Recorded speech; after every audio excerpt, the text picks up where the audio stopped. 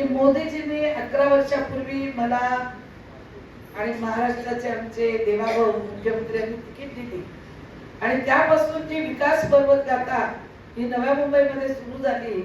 आज महाराष्ट्रात कोणाकडे जेवढी कामं नाही तेवढी आपल्या बेलापूर मतदारसंघामध्ये त्यांच्या सगळ्यांच्या आशीर्वादाने 2000 कोटीची कामं आज सुरू आहेत.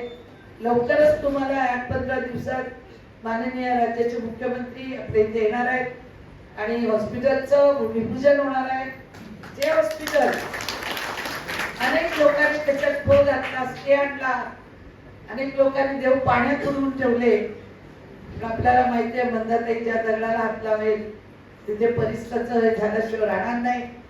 आणि माझ्या खूप मेहनतीने अथक प्रयत्नाने ती फाईल राजेशजी परवा मी आपल्याशी बोलली मंत्रालयातून ती फाईल झालेली आहे. आता आपल्याला टेंडर झालेलं आहे, फक्त ते पुण्याला मिळायचं आहे, ते बाकी आहे.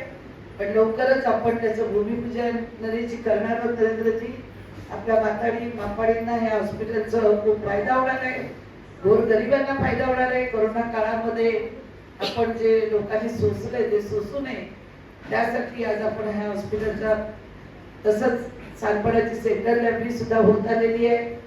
त्यानंतर आपलं महाराष्ट्र भवन त्याचं टेंडर झालेलं आहे, पण ते एन्व्हायरमेंटची परवानगी नसल्यामुळे आता बऱ्याचशा दिनांचे पाहिली कौशिक जी अपना कोर्ट में है, जल्दी से करो, आप लोग वकील लोग है, जल्दी होगा तो अपने महाराष्ट्र भवन का भी मुहूर्त हो जाएगा. अनेक काम आहेत. उद्या मी दौऱ्यात माझे उद्या योगा दिन मोदीजींचा आहे. आपलं प्रत्येक मंडळाने योगा दिवस घ्यायचा आहे. त्या मंडळामध्ये फोटो द्यायचे. मोदीजींकडनं काल कार्यालयातून साहेब फोन आलेला की आपण काय कार्यक्रम घेणार, कसा घेणार, त्याची रूपरेषा पाठवा. मी पाठवले मंडळामध्ये, जिल्ह्यामध्ये. जिल्हाध्यक्षांशी बोलली की तुम्ही करा. मी एक्झिबिशन सेंटरला गेले 11 वर्ष करते, तिथे आहे.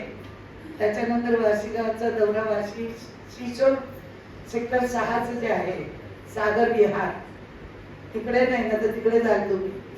सागर विहारला उद्या मी 11 वाजता दौऱ्यावर आहे. वेगवेगळं तिथले जे जेटी वगैरे त्याचं शिक्षणीकरण आहे, अशी सगळी कामं आहेत आणि ते आपण करतो. तीच विकास गंगा आहे. मोदींच्या माध्यमातून, देवेंद्रजींच्या माध्यमातून 11 वर्ष केलेली जी कामं आहेत तीच आहेत. त्याचं उद्योगाबद्दल साहेब बोलतीलच, आपल्याला त्यांचं ऐकायचं आहे. पण मी